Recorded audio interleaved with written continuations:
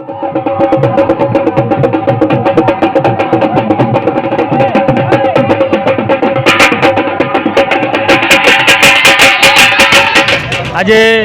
સૌપ્રથમ તો લોકશાહીની અંદર ગ્રામ પંચાયતની ચૂંટણી એટલે સૌથી સારામાં સારી રસપ્રદ ચૂંટણી એટલે ગ્રામ પંચાયત.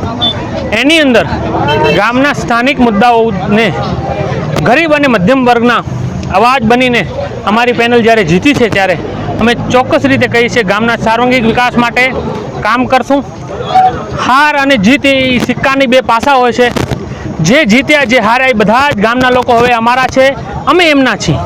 એટલે માત્ર આ તો પ્રક્રિયા હોય છે એ આપણને કરવી પડે છે, પણ ગામના હિત માટે જે લોકો ઉમેદવારી નોંધાવી છે એ તમામ ક્યાંક ને ક્યાંક ગામની ચિંતા હતી, એટલા માટે જ એ લોકોએ ઉમેદવારી નોંધાવી હતી.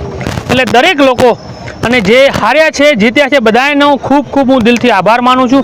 વિશેષ આભાર મારા લોક લાડીલા ગામવાસીઓનો દિલથી ખૂબ આભાર માનું છું. મોટા લાયજાના લોકોનો